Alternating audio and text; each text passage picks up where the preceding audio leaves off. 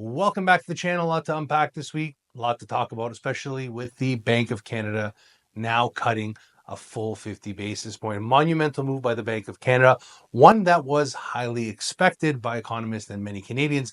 A lot of conversation, a lot of media coverage on this most recent rate cut. Pretty big event for October 23rd. Now that we have the 50 basis point cut here in Canada, what does it mean? What are the next steps? What does this imply for the Bank of Canada moving forward into December, the next time the Bank of Canada will be meeting? And most importantly, will this move Canadians off the sidelines? Will it bring more activity to the housing market as our phones continue to ring? Canadians looking to get out there and buy, get those pre-approvals. What does it mean for first-time home buyers? What does it mean for Canadians that are looking to move up? What does it mean for Canadians renewing? All of the above with this additional 50 basis point cut. We'll unpack what the governor had to say at the most recent press conference, pull out some of the excerpts about what really we can expect moving forward from the Bank of Canada and what it means for you as a Canadian. So we invite you back to the channel. Thanks again for stopping by. If you have not subscribed, we invite you to go ahead and subscribe, hit that notification bell. Don't forget to leave your thoughts, questions, and concerns in the comment section below. But let's get right into the data. So this week, ultimately, we heard from the governor of the Bank of Canada as they deliberated with the governing council on that 50 basis point cut. The governor began the conference, obviously, with his prepared remarks, talking about the state of the Canadian economy, obviously showing Canadians that the Bank of Canada is committed to reducing its overnight lending rate to help Canadians and help the economy continue to move ahead. We took a bigger step today because inflation is now back to the 2% target, and we want to keep it close to the target. In the past few months, inflation has come down significantly from 2.7% in June to 1.6% in September. Recent indicators suggest it'll be around 2% in October. Price pressures are no longer broad-based, and both our measures of core inflation are now below 2.5%. This is good news for Canadians. Now our focus is to maintain low, stable inflation. We need to stick the landing. As inflation had dipped to 1.6%. Obviously, this was a big motivating factor for the Bank of Canada, even though oil prices had pulled back significantly. What does that mean if oil prices and gas prices maybe push back up with all the potential for geopolitical issues and tensions in the Middle East? Ultimately, we understand fuel is volatile. Obviously, food coming in a little bit lower. The Bank of Canada governor and the deputy governor trying to reassure Canadians that they will stick this soft landing, get that inflation target to 2%. And if this ends up happening, they kept on reiterating that there is the possibility, obviously much possibility for them to continue these potential rate cuts for the foreseeable future. There's no reason why they would stop.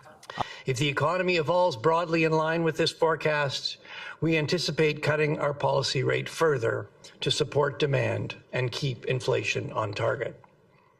The timing and pace of further interest rate cuts will depend on incoming information and our assessment of its implications for the inflation outlook. And ultimately, right now, if we take all that sentiment, what is being said, we do extract that, hey, the Bank of Canada is prepared to continue cut rates from these restrictive territories, these higher policy rates that are obviously, constricting the Canadian economy to some degree. And ultimately, the story in the U.S. is a little bit different. We'll talk a little bit about rates in just a moment.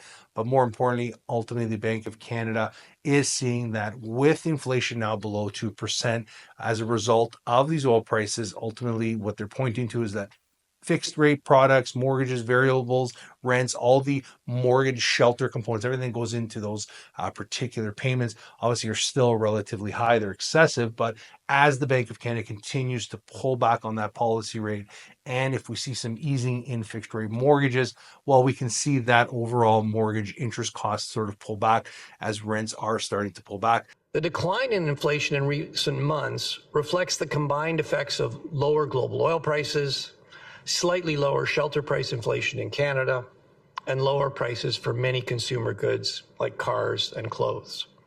The other component that the governor of the Bank of Canada really pointed to was the employment in Canada. Obviously, job layoffs have remained modest, but business hiring has been weak, which has particularly affected young people and newcomers to Canada. Simply put, the number of workers has increased faster than the number of jobs. With unemployment at 6.5% for the month of September, he did point to the fact that there are more people looking for jobs than there are jobs available, and that is something that may concern the Bank of Canada moving forward. And ultimately, we don't want to see the economy stall out. And also on that note is GDP, the growth in the Canadian economy, the forecast that we should see some increases in GDP in the coming months and years ahead. But ultimately, right now, things are pretty slow. As we look at the Canadian economy right now, we understand if we were to dissect that and look and say, hey, what are some of the biggest components in the Canadian economy? Obviously, housing is a big component with real estate, obviously, finance, construction of building new homes, and all the knock-on effects being a huge problem if we don't see that particular segment pick up some steam. And I think that's where the governor of the Bank of Canada is sort of saying, hey, we need to stimulate the economy. Looking ahead, GDP growth is forecast to gradually strengthen to around 2% in 2025 and 2.25% in 2026. We also expect growth in residential investment to rise as strong demand for housing lifts sales and spending on renovations. Business investment is expected to strengthen as demand picks up, and exports should remain strong, supported by robust demand in the United States. So they want to stick the soft landing, get inflation back up, get the economy up and running. And in order to do that, they only have very specific tools. They're not potentially talking about going back to quantitative easing. They're still continuing their quantitative tightening program for at least the next little while until things change.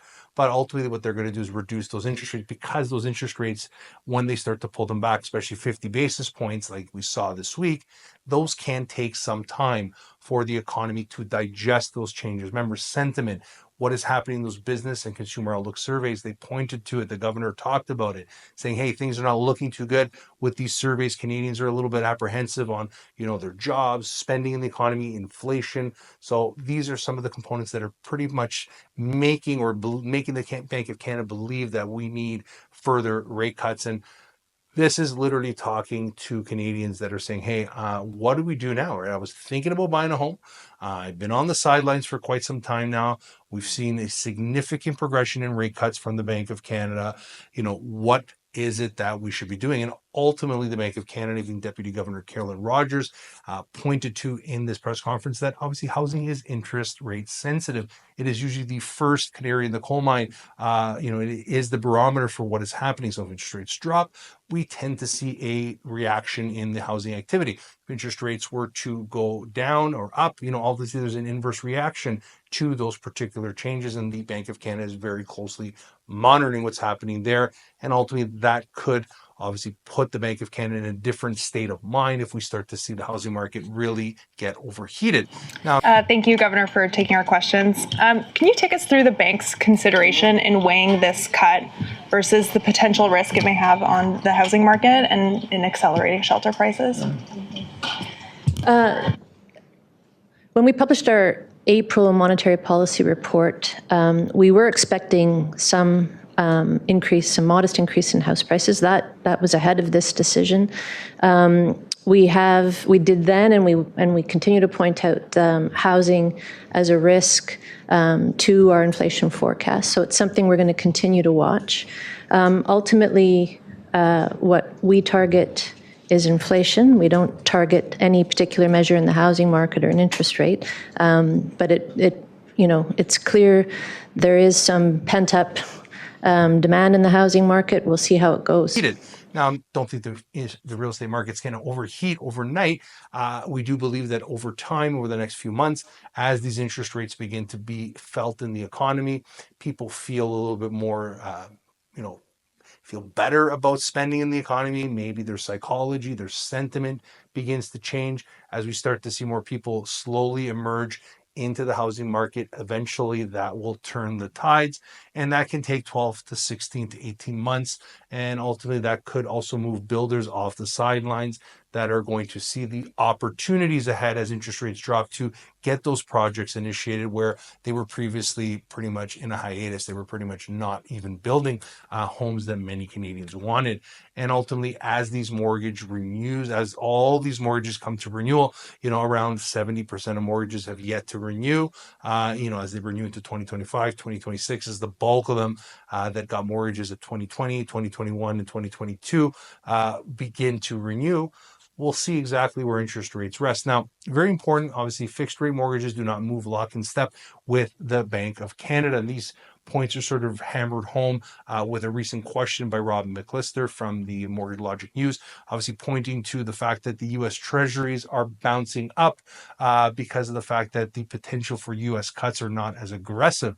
Now, why is that the case? Obviously, with the U.S. economy being very much different than the Canadian economy, the amount of aggressive rate cuts that are required in the U.S. may not be as substantial, right? So that is obviously moving markets. And if you're thinking, hey, 50 basis point cuts on the Bank of Canada, which impacts the variable rate products, those home equity lines of credits and anything based on prime lending have moved 50 basis. Doesn't mean fixed rate mortgages have moved. Here's what the governor of the Bank of Canada had to say. Good morning. I'm curious how much the bank factors in bond market expectations. So, for example, yields are up today despite the 50 basis point rate cut.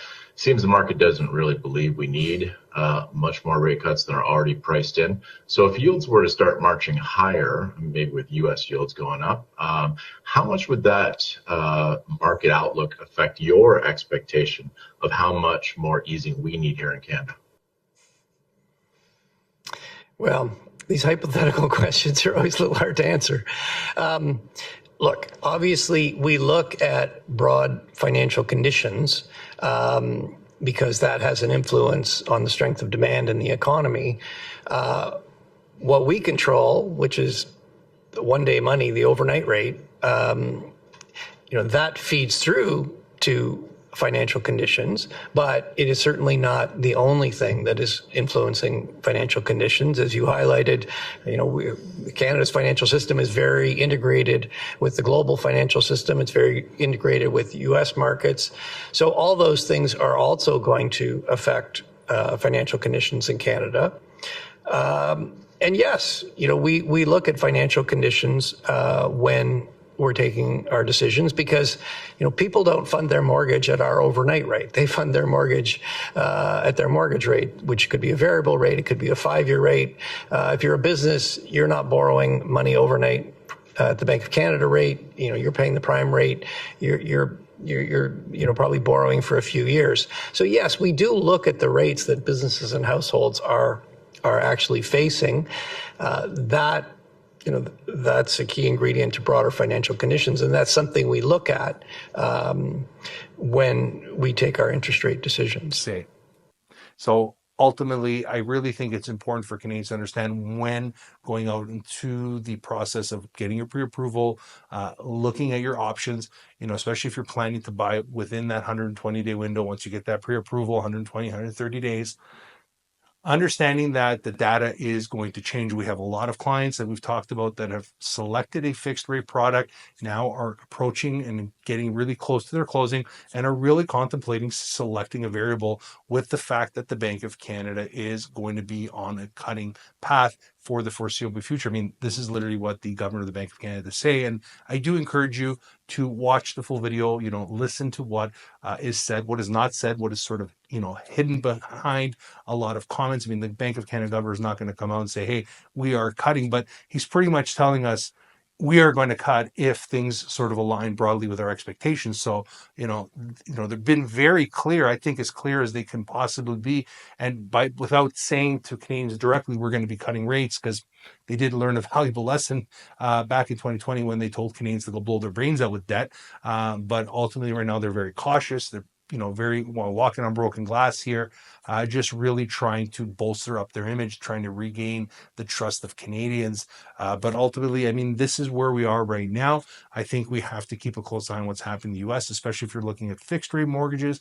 And now, as we start to see the bond yield sort of tick up, which obviously could jeopardize fixed rate mortgages from dropping in the short term. That's not to say that they're going to drop in the mid to long term by 2025. But ultimately, right now, if you're approaching a mortgage and you're looking at your options, most importantly, if you have questions, feel free to reach out to us here at In Touch Mortgage Solutions or a mortgage professional to get the different options and strategies that may work best for you. But if you want to do your own calculations, see how these payments will look like, in the description box below is a link to our free app. You can download and play around with all the tools and calculators and figure out the differences between fixed and variable rate payments, based on certain projections for your Bank of Canada rate cuts. If we're going to see more 0.25% cuts or 50 basis point cuts in the near future, what does that mean to your mortgage? But ultimately, I want to hear from you, our viewers. What do you think is going to happen now with a 50 basis point cut? Are we going to see more Canadians enter the market slowly? Are we going to see a mad dash into the market? And what does it mean for Canadians? What are we going to see come December? Are we going to see a 0.25%? Are we going to see another 50 basis points cut? And ultimately, we'll see how the cards unfold. But we thank you for stopping by. Make sure to leave your thoughts, questions, and comments in the comment section below. Give the video a thumbs up, and we'll see you next week.